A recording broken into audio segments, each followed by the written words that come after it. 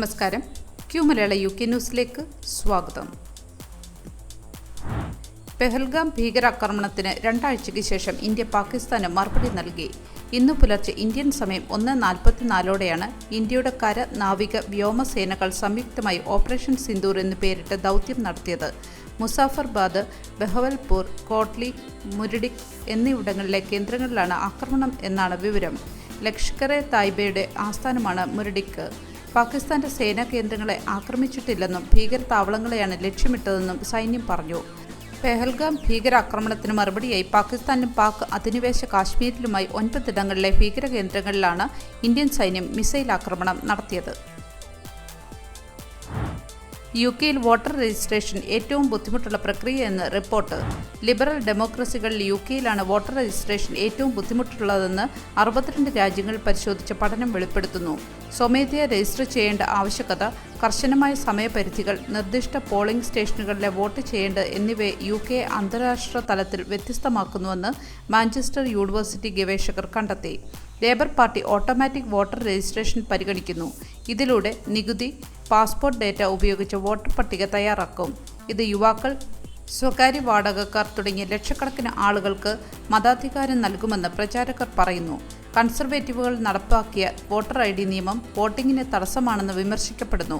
28 liberal ഡെമോക്രസികളിൽ UK, Ireland, Barbados എന്നിവിടങ്ങളിലാണ് registration ഏറ്റവും ബുദ്ധിമുട്ടുള്ളത്.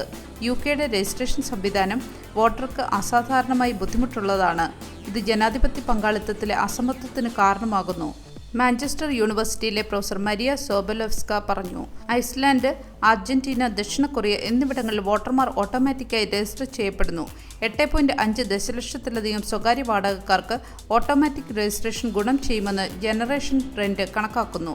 നിലവിൽ 65% വാടകക്കാർ മാത്രമാണ് ശരിയായി രജിസ്റ്റർ ചെയ്തിട്ടുള്ളത്. വീട് മാറ്റവും ഒഴിപ്പിക്കലുകളും വാടകക്കാരെ തിരഞ്ഞെടുപ്പ് സംവിധാനത്തിൽ അപകടത്തിലാക്കുന്നു. ജനറേഷൻ വിൻഡിന്റെ ഡാൻ വിൽസൺ ക്രോ പറഞ്ഞു. ലേബർ 16 വയസ്സിലേക്ക് വോട്ടിംഗ് പ്രായം കുറയ്ക്കാനും രാഷ്ട്രീയ സംഭാവനകൾ പരിഷ്കരിക്കാനും പദ്ധതിയിടുന്നു. 2024 വോട്ടർ ടേൺഔട്ട് 59.7% 1997 ശേഷം 70% കടന്നിട്ടില്ല. ഇന്ത്യ UK വ്യാപാര കരാറിന് ഇരു രാജ്യങ്ങളും തമ്മിൽ ധാരണയായി. 3 വർഷം നീണ്ട സുദീർഘമായ ചർച്ചകൾക്കും വിവിധ തലത്തിലുള്ള കൂടിക്കാഴ്ചകൾക്കും ശേഷമാണ് ഇരു രാജ്യങ്ങളും തമ്മിൽ ഏറെ സാമ്പത്തിക നയതന്ത്ര പ്രാധാന്യമുള്ള വ്യാപാര കരാറിന് ധാരണയായത്. UK ട്രേഡ് സെക്രട്ടറി ജോനാഥൻ റെയ്നോൾഡ്സും ഇന്ത്യൻ കൊമേഴ്സ്യൽ മിനിസ്റ്റർ പീയൂഷ് ഗോയലും തമ്മിൽ കഴിഞ്ഞ ദിവസങ്ങളിൽ ലണ്ടനിൽ നടന്ന കൂടിക്കാഴ്ചയിലാണ് വ്യാപാര കരാറിന് അന്തിമ രൂപം നൽകിയത്. ഇരു രാജ്യങ്ങളുടെയും പ്രധാനമന്ത്രിമാർ പരസ്പരം ഫോണിൽ സംസാരിച്ചു പുതിയ വ്യാപാര ഉടമ്പടിയുടെ സന്തോഷം പങ്കുവച്ചു. വ്യാപാര ഉടമ്പടി ഒരു തരത്തിലും ഇരു രാജ്യങ്ങളുടെയും ഇമിഗ്രേഷൻ പോളിസിയെ ബാധിക്കില്ലെന്ന് ഇരു രാജ്യങ്ങളും വ്യക്തമാക്കി. കരാർ ബ്രിട്ടനിലെ ബിസിനസ് മേഖലയ്ക്ക് ആകെയും കൺസ്യൂമേഴ്സിന് പ്രത്യേകിച്ചും വലിയ നേട്ടമായി മാറുമെന്ന് ട്രേഡ് സെക്രട്ടറി വിശദീകരിച്ചു. കരാറിന്റെ ഭാഗമായുള്ള നികുതി ഇളവ് കൂടുതൽ ബ്രിട്ടീഷ് നിർമ്മിത കാറുകളും മറ്റു വാഹനങ്ങളും ഇന്ത്യൻ നിരത്തുകളിൽ എത്താൻ സഹായിക്കും. സ്കോച്ച് വിസ്കികൾ ഉൾപ്പെടെയുള്ള ബ്രിട്ടീഷ് നിർമ്മിത മദ്യവും ഇനി ഇന്ത്യയിൽ സുലഭമായി ലഭ്യമാക്കും. സമാനമായ രീതിയിൽ നിരവധി ഇന്ത്യൻ ഉൽപ്പന്നങ്ങൾക്ക് UK-യിലും നികുതി ഇളവ് ലഭിക്കും. തുണിത്തരങ്ങൾ, ചെരുപ്പുകൾ, തുകൽ ഉൽപ്പന്നങ്ങൾ തുടങ്ങിയവയ്ക്ക് ലഭിക്കുന്ന നികുതി ഇളവ് ഇന്ത്യയിൽ നിന്നുള്ള കയറ്റുമതി വർദ്ധിപ്പിക്കും. ഇന്ത്യയിൽ നിന്നുള്ള ഭക്ഷ്യോൽപ്പന്നങ്ങൾ, ചെമ്മീൻ ഉൾപ്പെടെയുള്ള സമുദ്ര വിഭവങ്ങൾ എന്നിവയ്ക്കും നികുതി ഇളവ് ഉണ്ടാകും. ബ്രിട്ടനിൽ നിന്നുള്ള വിസ്കി, ജിൻ എന്നിവയ്ക്ക് ഇന്ത്യയിലേക്കുള്ള ഇറക്കുമതി തീരുവ 75% കുറയും. ബ്രിട്ടീഷ് കാറുകൾ, എയ്റോസ്പേസ് ഉൽപ്പന്നങ്ങൾ, ഇലക്ട്രിക്കൽ ഉൽപ്പന്നങ്ങൾ എന്നിവയുടെ താരിഫും കുറയും. 2020 ബ്രെക്സിറ്റ് ഉടമ്പടി നടപ്പാക്കിയ ശേഷം ബ്രിട്ടീഷ് സർക്കാർ ഏതെങ്കിലും ഒരു രാജ്യവുമായി ഏർപ്പെടുന്ന ഏറ്റവും വലിയ വ്യാപാര കരാറാണിത്. 41 ബില്യൺ പൗണ്ടിന്റെ വ്യാപാര ഇടപാടുകളാണ് കഴിഞ്ഞ സാമ്പത്തിക വർഷം ഇന്ത്യയും ബ്രിട്ടനും തമ്മിൽ നടന്നത്. പുതിയ കരാർ നിലവിൽ വരുന്നതോടെ മറ്റൊരു 25 ബില്യൺ പൗണ്ടിന്റെ വ്യാപാരവും ഓരോ വർഷവും അധികമായി നടക്കുമെന്നാണ് ഇരു രാജ്യങ്ങളും പ്രതീക്ഷിക്കുന്നത്.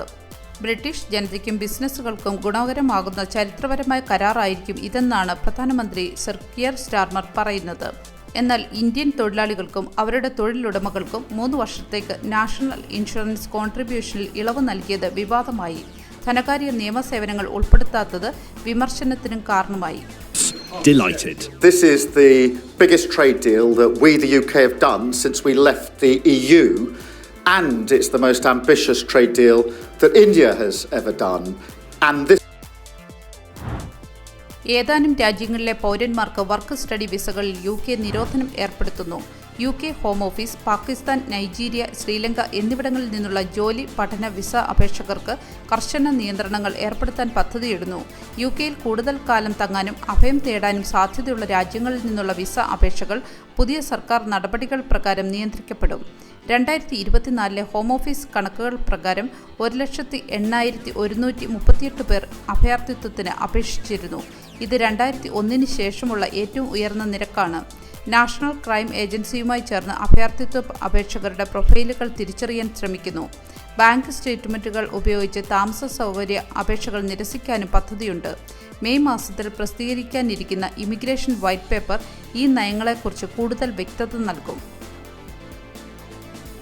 ജിമെയിൽ ഉപയോഗിക്കുന്നവരുടെ പാസ്വേഡ് ഒരാഴ്ചയ്ക്കകം ഹാക്ക് ചെയ്യപ്പെടുമെന്ന് മുന്നറിയിപ്പ്. ജിമെയിൽ ഉപയോക്താക്കൾ അടുത്തിടെ കടുത്ത ഫിഷിംഗ് തട്ടിപ്പിന് ഇരയായി. എന്നാൽ തട്ടിപ്പിന് ഇരയായാലും ഇതിൽ ആശങ്കപ്പെടേണ്ടതില്ല എന്നാണ് ഗൂഗിൾ പറയുന്നത്. ഇത്തരം തട്ടിപ്പിൽപ്പെട്ട് നിങ്ങളുടെ പാസ്വേഡ് മോഷ്ടിക്കപ്പെട്ടാൽ പോലും, നിങ്ങളുടെ അക്കൗണ്ടിൽ നിന്നും ലോക്കൌട്ട് ആയാൽ പോലും നിങ്ങൾക്ക് ഒരാഴ്ച വരെ അക്കൗണ്ട് ആക്സസ് ചെയ്യാൻ കഴിയുമെന്നാണ് ഗൂഗിൾ പറയുന്നത്. ഇതിന് ആവശ്യമായി വരുന്നത് എല്ലാ ഉപയോക്താക്കളും ഒരു റിക്കവറി ഫോൺ നമ്പരോ അല്ലെങ്കിൽ ഇമെയിലോ അവരുടെ അക്കൗണ്ടിൽ സെറ്റ് ചെയ്തിരിക്കണമെന്നാണ്. ഇത് സെക്യൂരിറ്റി ചോദ്യങ്ങൾ ചോദിച്ച് യഥാർത്ഥ ഉപയോക്താവാണെന്ന് ഉറപ്പുവരുത്തും. തങ്ങളുടെ മൊത്തം 180 കോടി ഉപയോക്താക്കളെയും ഉന്നം വെച്ചുകൊണ്ട് വളരെ സങ്കീർണമായ ഒരു ആക്രമണം നടക്കുന്നുണ്ടെന്ന് ഗൂഗിൾ സ്ഥിരീകരിച്ച് ആഴ്ചകൾക്ക് ശേഷമാണ് ഇപ്പോൾ പുതിയ പ്രസ്താവന പുറത്തുവരുന്നത്. ക്രിപ്റ്റോ കറൻസി പ്ലാറ്റ്ഫോമായ തെറിയത്തിൻ്റെ ഡെവലപ്പർമാരിൽ ഒരാളായ നിക് ജോൺസനാണ് ആദ്യമായി ഫിഷിംഗ് തട്ടിപ്പ് റിപ്പോർട്ട് ചെയ്തത്. ജിമെയിൽ എന്ന് തോന്നിപ്പിക്കുന്ന രീതിയിലുള്ളൊരു വ്യാജ ഇമെയിൽ സന്ദേശത്തിൻ്റെ സ്ക്രീൻഷോട്ട് പങ്കുവച്ചുകൊണ്ടായിരുന്നു ജോൺസൺ ഇക്കാര്യം പുറത്ത് അറിയിച്ചത്. അക്കൗണ്ട് ഉപേക്ഷിക്കണമെന്ന ഉത്തരവ് ഉടൻ നൽകുമെന്നായിരുന്നു ആ സന്ദേശത്തിൽ പറഞ്ഞിരുന്നത്. ഇതിനിടയിൽ 2 ഫാക്ടർ ഒത്തന്റിക്കേഷൻ ക്രമീകരിക്കാൻ ഗൂഗിൾ ഉപയോക്താക്കളോട് ആവശ്യപ്പെട്ടിട്ടുണ്ട്. കൈരളി UKയ്ക്ക് പുതിയ നേതൃത്വം. ന്യൂബറിയിൽ നടന്ന 2ാം ദേശീയ സമ്മേളനത്തിൽ UKയിലെ വിവിധ യൂണിറ്റുകളിൽ നിന്നുള്ള പ്രതിനിധികളാൽ തിരഞ്ഞെടുക്കപ്പെട്ട 24 അംഗ ദേശീയ കമ്മിറ്റി നിലവിൽ വന്നു. ഈ സമിതിയിൽ 5 വനിതകൾ അംഗങ്ങളായുണ്ട്. 40-ലധികം യൂണിറ്റുകളുള്ള കൈരളി UK ഈ പുതിയ നേതൃത്വത്തിലൂടെ കൂടുതൽ മേഖലകളിലേക്ക് പ്രവർത്തനം വ്യാപിപ്പിക്കാൻ ലക്ഷ്യമിടുകയാണ്. മീറ്റിംഗിൽ പുതിയ ഭാരവാഹികൾക്ക് അഭിനന്ദനങ്ങൾ അറിയിക്കുകയും ചെയ്തു. സിറ്റി സെൻട്രൽ ബാങ്കിൽ ഉപഭോക്താവ് കുത്തേറ്റ് മരിച്ചു. ഡെർബിയിലെ ലോയിഡ്സ് ബാങ്കിൽ ഏകദേശം 30കളിൽ പ്രായമുള്ള ഒരു ഉപഭോക്താവാണ് കുത്തേറ്റ് മരിച്ചത്.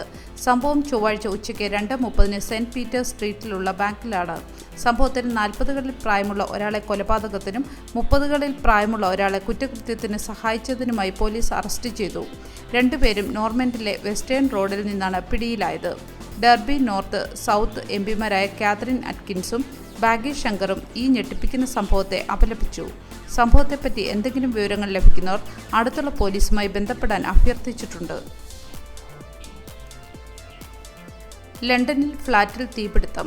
ലണ്ടനിലെ ന്യൂ പ്രൊവിഡൻസ് വാർഫിലുള്ള ഒരു ഫ്ളാറ്റിൽ ചൊവ്വാഴ്ച രാത്രി 8:47 തീപിടുത്തമുണ്ടായി.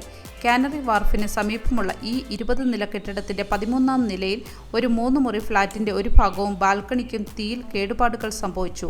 8 ഫയർ എഞ്ചിനുകളും 60ഓളം ഫയർ ഫൈറ്റർമാരും സ്ഥലത്തെത്തി തീ നിയന്ത്രണ വിധേയമാക്കി. സംഭവത്തിൽ ഒരാളെ പുക ശ്വസിച്ചതിനാൽ ലണ്ടൻ ആംബുലൻസ് സർവീസ് ചികിത്സ നൽകി. 2021 ഇതേ കെട്ടിടത്തിലുണ്ടായ മറ്റൊരു തീപിടുത്തത്തിൽ 40-ലധികം പേർക്ക് ചികിത്സ വേണ്ടിവന്നിരുന്നു. ഗ്രെൻഫെൽ ടവർ തീപിടുത്തത്തിന് ശേഷവും ഈ കെട്ടിടത്തിന്റെ ക്ലാഡിംഗ് സുരക്ഷിതമായിരുന്നു. തീപിടുത്തത്തിന്റെ കാരണം അന്വേഷിച്ചു വരികയാണ്. സുരക്ഷാ നടപടികൾ തീ വ്യാപിപ്പിക്കുന്നത് തടഞ്ഞതായി താമസക്കാർ പറയുന്നു. ഫ്രാൻസിസ് മാർപ്പാപ്പയുടെ പിൻഗാമിയെ തിരഞ്ഞെടുക്കുന്നതിനുള്ള കോൺക്ലേവിന് ഇന്ന് തുടക്കം. ഇന്ന് കോൺക്ലേവ് ആരംഭിക്കുമ്പോൾ വോട്ട് ചെയ്യുന്ന 133 കർദിനാൾമാർ പുതിയ മാർപ്പാപ്പയെ തിരഞ്ഞെടുക്കുന്നതുവരെ നടത്തുന്ന ഓരോ വോട്ടെടുപ്പിന് ശേഷവും വോട്ട് രേഖപ്പെടുത്തുന്ന ബാലറ്റ് പേപ്പറുകൾ കത്തിക്കും. ഇങ്ങനെ കത്തിക്കുമ്പോൾ ഉണ്ടാകുന്ന പുക പുറത്തു വരുന്നത് ഈ താൽക്കാലിക ജിമ്മിനിയിലൂടെയാവും. ഏതെങ്കിലും ഒരു കർദിനാളിന് 2/3 ഭൂരിപക്ഷം ലഭിക്കുന്നതുവരെ കോൺക്ലേവിൽ പങ്കെടുക്കുന്ന കർദിനാൾമാർ ഒരു ദിവസം പരമാവധി 4 തവണ വോട്ട് രേഖപ്പെടുത്തും. പുതിയ മാർപ്പാപ്പയെ തിരഞ്ഞെടുക്കാൻ കുറഞ്ഞത് 89 കർദിനാൾമാരുടെ പിന്തുണ ആവശ്യമാണ്. പുരാതന ആചാരത്തിന്റെ ഭാഗമായി വോട്ടെടുപ്പ് ഫലം എന്താണെന്ന് പുറംലോകം അറിയുന്നത് സിസ്റ്റൻ ചാപ്പലിലെ ചിമ്മിനിയിൽ നിന്നുള്ള പുകയുടെ നിറത്തിൽ നിന്നാണ്. വോട്ടെടുപ്പ് വിജയിച്ചില്ലെങ്കിൽ കറുത്ത നിറത്തിലുള്ള പുകയും മാർപ്പാപ്പയെ തിരഞ്ഞെടുത്തിട്ടുണ്ടെങ്കിൽ വെളുത്ത നിറത്തിലുള്ള പുകയുമായിരിക്കും ചിമ്മിനിയിൽ നിന്ന് വരുന്നത്. കോൺക്ലേവ് ആരംഭിച്ചു കഴിഞ്ഞാൽ ചിമ്മിനിയിലൂടെ പുക പുറത്തേക്ക് വരുന്നത് നിരീക്ഷിക്കാൻ സെന്റ് പീറ്റേഴ്സ് സ്ക്വയറിൽ ജനങ്ങൾ തടിച്ചുകൂടുന്നതും പതിവാണ്. ഒരു നല്ല ദിവസം ആശംസിച്ചുകൊണ്ട് ഈ വാർത്താ ബുള്ളറ്റിൻ പൂർണ്ണമാകുന്നു.